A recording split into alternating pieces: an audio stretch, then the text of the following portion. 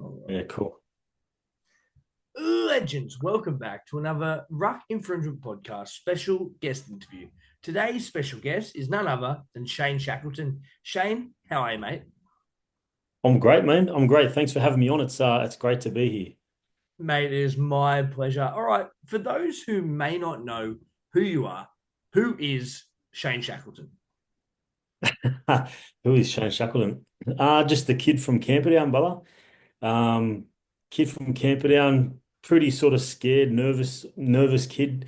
Um, who, yeah, just went through life, just being pretty normal, and was happy, was lucky enough to I guess live out a lot of kids' dreams by playing first grade. But yeah, man, just a normal kid from inner city. Um, yeah, pretty cowardly, actually, pretty scared as a kid. So to play footy was a bit of a weird one when I did it, Yeah, absolutely. to be Well, honest. let's start from the Yeah. beginning. So, take us through when you were young. Who did you play for, and were there any other sports that you thought about doing? So yeah, so when I was young, I played for Marrickville RSL. So that was my first club in the South Juniors comp.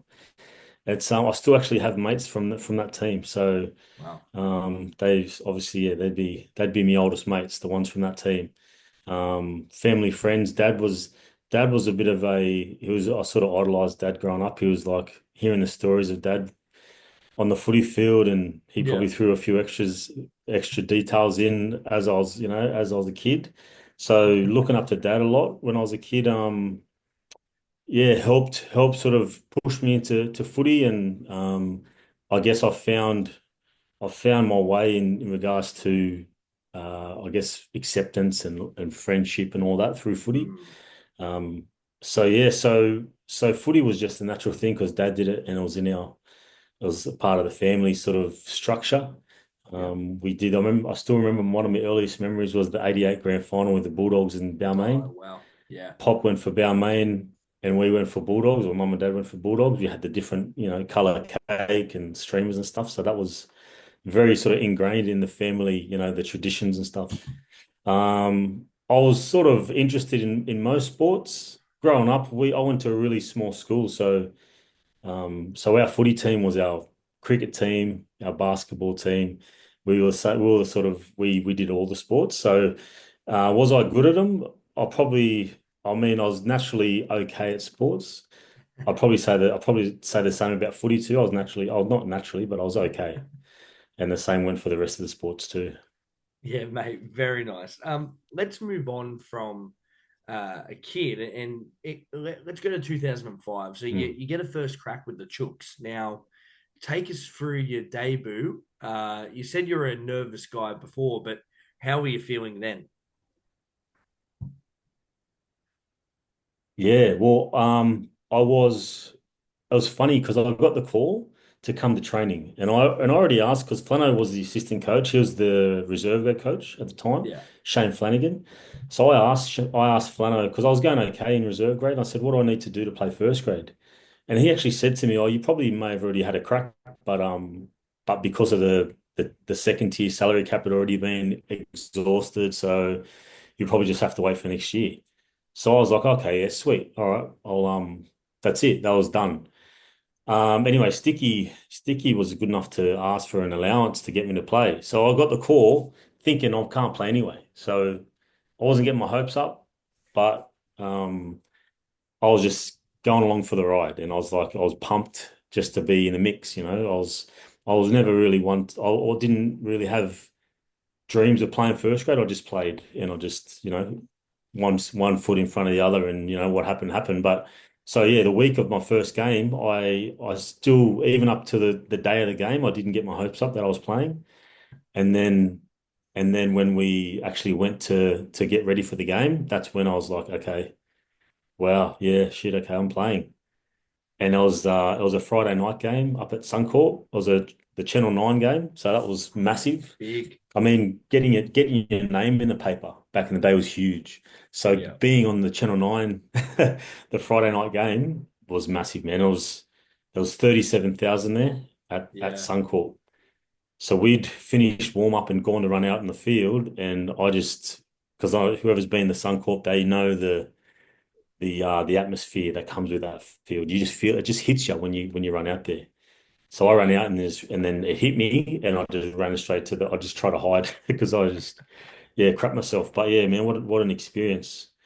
Just the build up, just being just training with those players and like looking like I'm about to play a game with like the likes of Morley, Ricketson. It was Rico's 300th game actually, Luke Yeah, Ricketson. wow.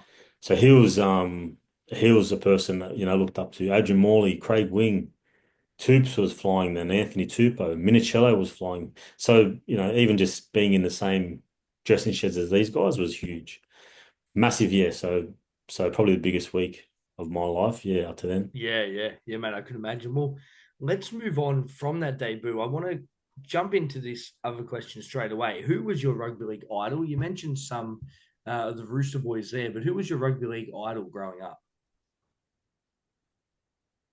I used to love Chief Harrigan. Yeah.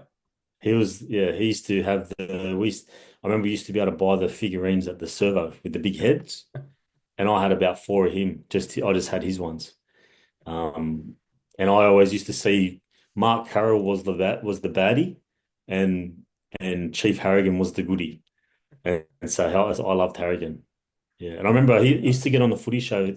For some reason, every time they'd interview him, he'd be coming out of the sauna after doing push-ups or something. So he was just this Adonis. So you got this 10-year-old bloke, 10-year-old kid watching this this superhuman man. Yeah, so he was my idol growing up. Yeah, very nice, mate. We'll talk Except, about. you know what, actually, except for when, do you remember that footy show episode when there was him and Sterlo got shot with the paintball gun Oh, and they yes. had to stand there and there was an Yeah. episode and they had no shirt on and Chief and Sterlo both got shot with paint guns Mm, and Chief spun around and Sterlo just stood there and just took it. And I was like, okay, I still love him. I still love Chief, but Sterlo is like, he might have almost taken the spot then. I mean, it's good to see from a halfback, isn't it? But mate, we'll definitely talk about Oh your yeah. footy show exploration soon. Mate, did you have a footy nickname when you were coming through? Oh, yeah, just Shacko. Yeah, nice. Shacko.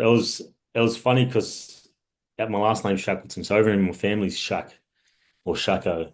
It was whoever's time it was. So I remember when Dad played footy, he was Shack or Shacko, and then it was my turn, so I was Shacko. Um, so I guess when my son gets older, I'll call him Shacko. Very nice. Now, mate, you played for three clubs. Obviously, you Yeah. started at the Roosters and you before going to Parramatta and then finish up with Penrith. Uh, was there a favourite club or one that stood out more for you? Obviously Roosters because that was where I had the most sort of, I guess I played the best and Yeah. I had the most joy during that time. Um, but like all clubs had really good things about them. Even Penrith, I only played 4 games for Penrith, but being in that system, playing under Ivan, was a really good experience. It was just, yeah, if I wish I had been able to play better for him. But yeah, it'd have to be Roosters only because the time I was there and the I guess the joy I had while I was playing there. Yeah, for sure, mate. It's a fantastic club for the history and everything that's gone on. But let's talk about a year that wasn't so great. So 2009, we know Mm. the Chooks go through quite a tough year. Some off-field drama. Freddie Fittler is in a bit of trouble as well. Can't really lead the team at the moment, and they get the wooden spoon. What was that like for such a Mm. prestigious club and for the players? Yeah, I remember that year it was a funny one, man, because that was probably my best year Yeah, playing well, footy, like individually. But as a club, I remember just he was still pretty new as a coach. So hmm, he thought from places people didn't think from. And it's just, it was having those ideas was one thing, but having, I guess, everyone on board with it would have been, yeah, was a lot different. Um, Another one of my guys that sort of idolized was Fitzy, and he was our captain or in the first part of the year anyway. And even just I sort of just I just remember Freddie, who I had a lot of respect for, and Fitzy, who I also had a lot of respect for, just having just sort of really trying to find answers, and it just wasn't clicking. As a group, well, as tight as ever, it just wasn't. It was just one of those phases that teams go through where Yeah. to transition. I mean, obviously Freddie changed, does a different coach the next year. I think they changed. I think Braith became captain halfway through the year. We just, it was almost like the one dynasty is just finished, Mm. and it's just there's just the transition phase. That's all that was. To be honest, man, I was a type of player that just was like sort of took each day. So I didn't even by the end of the year, I didn't even realize, as silly as this sounds, it might sound a bit daft from me, but I didn't even really think about where we're coming in the ladder. I was just trying to Yeah. play good, and I was Yeah, just of trying course. to, yeah, do my best, I guess. Um, yeah. I mean, I probably could have improved in that sort of area of mindset, I guess. And but yeah, that's just how I sort of ticked. Yeah, I look. I remember being a young guy, obviously as a devout Roosters man myself, and yeah, probably it was a very tough year as a fan. But Oh, obviously, cool. you never jump Mm, off. You support your team through everything. So, mate, fantastic insight there, mate. From there, we move into now. You played for City in City versus Country. Played a couple of games for City there. Do you mm. think the NRL should bring City versus Country back?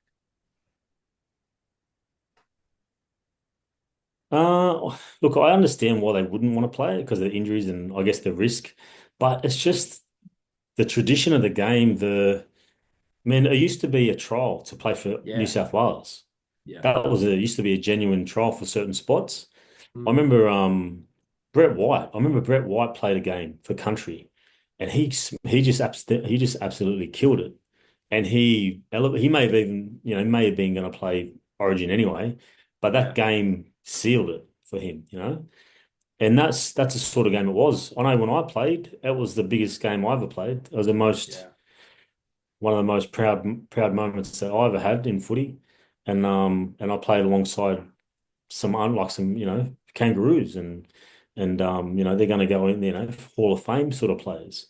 So for me, yeah, I only because I've got such a special place in my heart for that game because I played a couple of them and it was special to me. I reckon they should, but yeah, again, I can see why they don't, but yeah, I don't know, man. It's hard with the players sort of picking and choosing who they're going to play for. Are they Mm, playing for Australia? Are they playing for Samoa? Are they playing, yeah, and what does that mean when it comes to Origin? yeah. Um, yeah, there's a lot up in the air with this sort of stuff. Um, but yeah, I don't know. I'm pretty old school when it comes to that sort of thing. I'm in my 40s now, so I guess I can I'll get the free pass to have a few old codger sort of thoughts and remarks. Yeah. No, you are, mate. No, definitely. Look, let's have a bit of fun now. Now, got a couple of questions here about players you may have played with. Who is the funniest teammate, if you can Yeah. narrow it down, who you played with? Oh. I remember I used to just be trying to be a clown, but I don't think I was that funny. I was just trying to make friends. But one of the funniest was Joel Monahan. I remember Okay. when I first went to the Roost, when I first he was a fellow redhead, Yeah. and when I first went to the Roosters back in that age, I remember if I come up across another redhead, I'd be trying to avoid them. We'd sort of not you wouldn't hang together, for some like I think because maybe there's I don't know, you don't want to be stuck together and then you both Yeah. cop the barrage of teasing or whatever. So that's what I used to think. I'd never used to want to be next to the other redhead just in case they see us together and then we probably both get teased or whatever.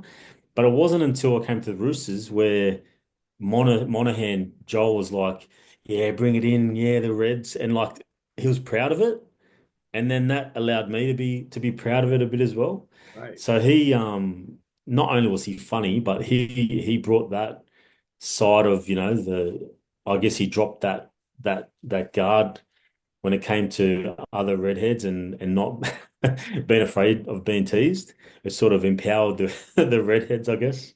Yeah, And that yeah, came no, from for him. sure. But he was hilarious too. Yeah. Yeah, that's awesome, mate. Yeah, it was good Now the times. next one, who was the biggest pest you played with? The biggest pest. I don't know if I'd call this a pest because he's too big. But I remember Chris Beattie. Chris Beattie and Danny Nutley came to the Roosters back in Yeah. 2007, and they were the hardheads. They were the old hardheads from Cronulla back in the day. Queensland, they played Origin. They Mm. played under Chris Anderson back in the day, and he brought them to the Roosters. And I just remember he was the biggest, strongest behemoth of a man I'd ever seen up to that point, Chris Beattie, and he had hands as big as like he'd wrap them around a basketball. And he used to, you'd be getting out of the shower, and you'd always have to be careful because he would be just on the just like hiding around corners Oh just no. trying to get someone with the swat someone on the ass cheek with his Oh, massive mitt. And I remember he got me on the ass cheek once, and my whole it was like there's just a flash of red across my whole back and my ass, and like yeah, it just I mean obviously you probably get cancelled doing that sort of thing now. Um, but yeah, he I just remember I could still feel the sting from it. yeah, But for a hard-looking, hard playing man, if you heard him speak, he still had a rough voice, but he spoke so eloquently, and yeah, it was just yeah, he was a very just a different type of guy, man. He's another champion, but yeah, he was one person you sort of coming out of the shower, you have to watch out. mate. Yeah, That's fantastic advice. And then to finish off this little part, who was the strangest teammate you played with? yeah. Who was just a weird cat? Oh, the strangest. Any weird Actually, you know habits? what? I'm not even saying it because it's his name. I'm not even saying it because it's his name, but Stranger.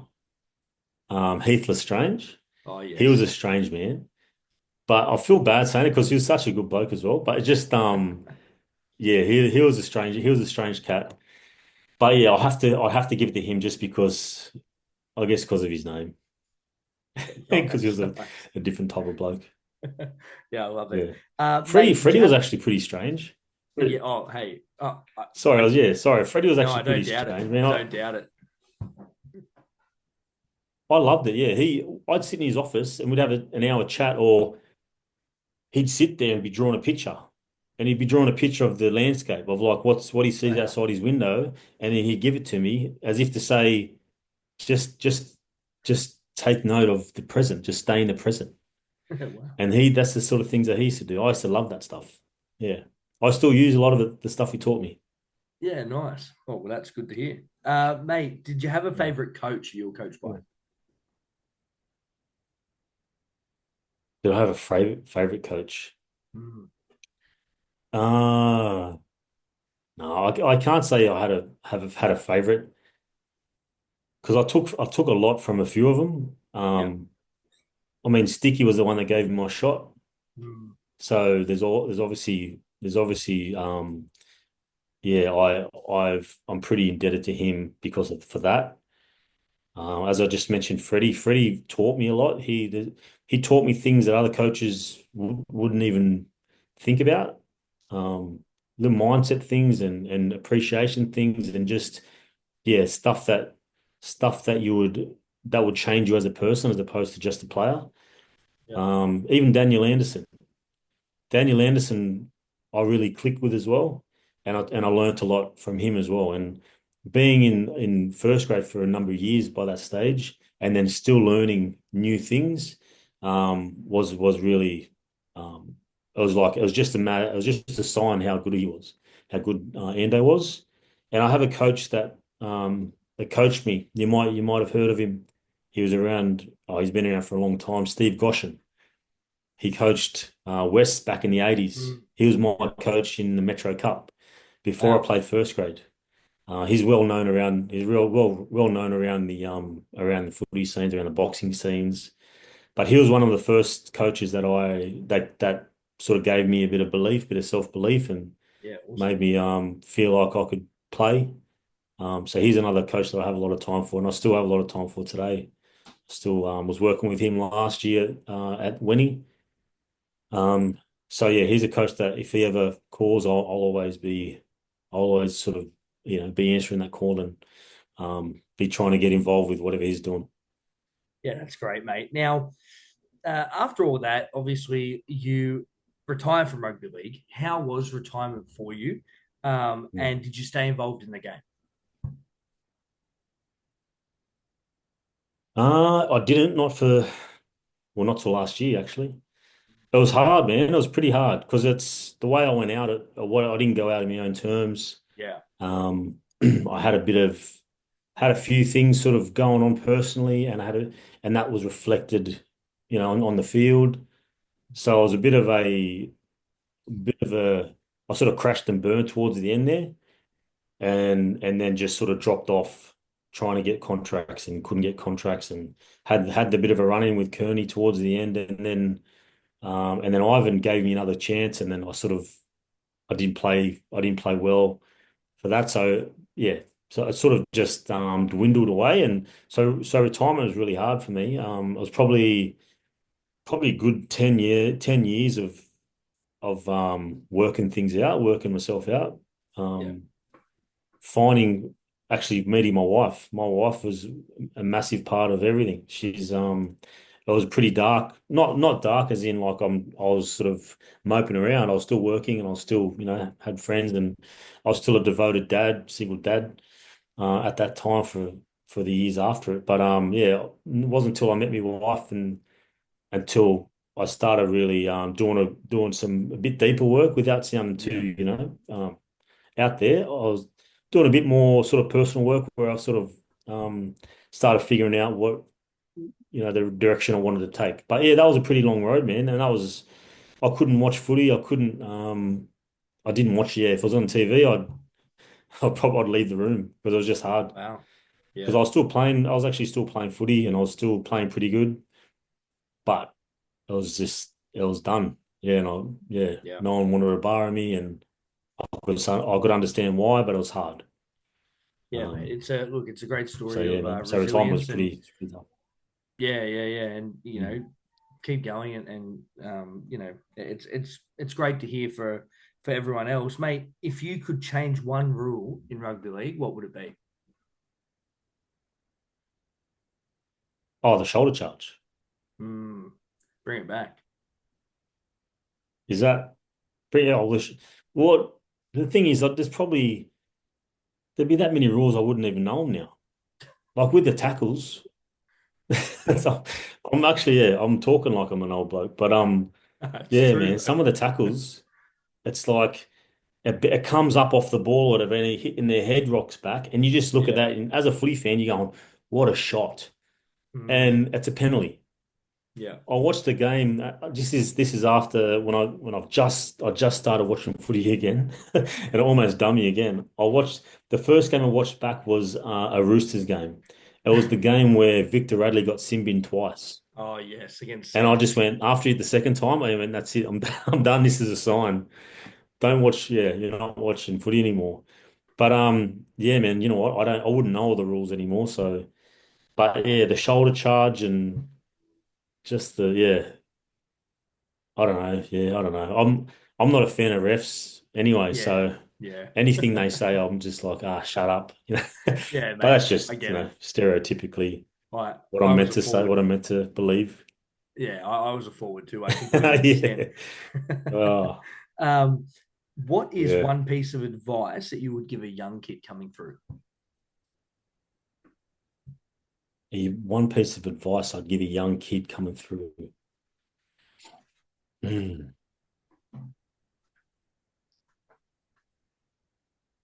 I'd just one piece of advice I'd give a kid coming through is you can't be you can't be your biggest critic and your biggest fan at the same time. Yeah, nice. So criticize yourself. So be hard on yourself, but also pat yourself in the back. things like negative self-talk. I'm talking from experience here. We used to talk, as you probably know yourself, being a forward and coming through playing footy. We used to think being hard on yourself and tearing shreds off yourself, speaking to yourself in a way that you wouldn't speak to anyone else, it Mm, was good because it toughened us up and it made us hard and we needed it. yeah, Well, it's not really the case. You can be hard on yourself and you can have high standards, but I think acknowledging the good that you do, that's what gives you the resilience and the confidence to go when the things are getting a bit hard. yeah, Because as I said, I learned that the hard way. I was hard on myself, but then there was no, when times were tough, there was nowhere to go. It was yeah, just like you just dig the hole deeper. So the advice I'd give a kid was have high standards, but also pat yourself on the back yeah. at the Yeah, same that's great time. advice, mate. That's fantastic. Before we finish up, I did get our listeners to send through some questions they wanted to ask you. So we have from Hmm. a good mate of mine, the Blindside NRL. He said, "Is this Fooey Fooey Right. posing as Shackleton?" Obviously, talking about the footy If it show. was, you'd probably get a lot better. Yeah, if it was, you'd probably get a lot more intellectual, a lot smarter answers. He was smarter than I was.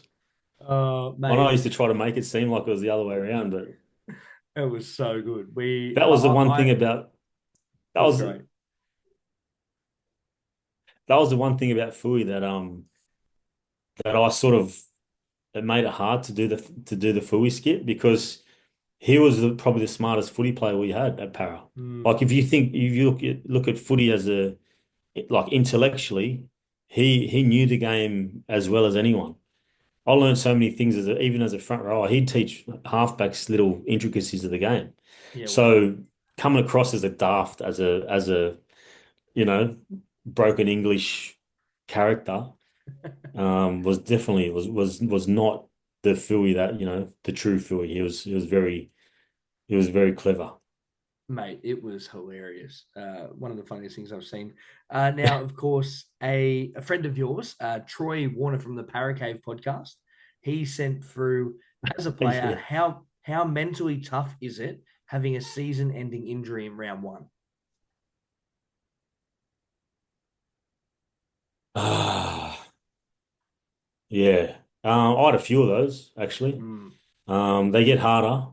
They yeah, get harder.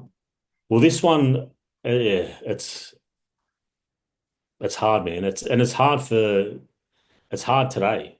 Like that's how hard it is. It's hard later as well because you think it's the what ifs. Because that preseason, that was my first preseason at Para, best yeah, preseason. Like, and they always it's a bit of a cliche these days. That was the best preseason I ever had. I was flying. I was, doing the best and looking the best and traveling the best that I ever traveled. That was the year. That was going to be the year, as everyone says. So that's made it even harder. Um, yeah, that was hard, man. Because that one as well, the hamstring, they said I wasn't going to run again. They said I wasn't going to play again. yeah, They said I wow, wasn't, that was it. So that was a sort of very isolated 6 months of it was a year and a half, a bit over a year of rehab, but there was 6 months there where that 6 months was the do or die, whether or not I'd come back. And I was just like a bit of a man possessed, just did the rehab every day. And someone yeah, people that have done rehab for months and months and months know how mentally taxing that is.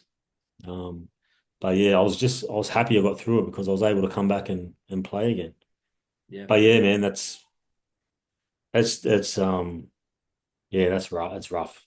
That's rough. yeah, yeah, absolutely. And we got one more question before we finish up from Lachlan Jeffrey on X. Yeah. He said, "I'd love to know what Shane thought about becoming a bit of a cult hero during his career." So, did you know that you were a cult hero? Not really, man. I saw a few. I remember there was a few signs and that here and there, and I thought that Yeah, was yeah, really cool. But there was always the other players that were bigger and better. But I was just happy to be liked. yeah, That was my thing sure. growing up. I just played footy because I wanted to be liked. So yeah, man. So So have to even have a question like that is cool. Yeah, Um, very cool. I just enjoyed the time. Yeah, I was just very lucky, man. How lucky to be able to live that out. Yeah, absolutely. Well, that Yeah. is all we have time for on tonight's interview. Before you go, I'd just like to let everyone know, don't forget to check out our awesome sponsors, Koala Mowers, our local business where you can go for all your mowing needs, mowers, blowers, wicker snippers, also repairs as well. Check them out on their website. Also, Stay Fancy Eyewear, best safety glasses going around. You can wear them on the job site, but look cool while doing it. JerseyKingz, of course, you can get plenty of your rugby league jerseys and other sports as well. For all the sports fanatics, if you use the code RUCK, you'll get $50 off your jersey, not 10%, not 20%, $50. $100 for a jersey. That's an absolute steal. And of course, our major sponsor in Gibson's Country Style Jerky, doing the best jerky anywhere you will find ever. Based out of WA, but you can get them online at gibsonscountrystylejerky.com.au. Use the code podcast for 10% off. That is it. I'm Joey. That's Shane. Be good.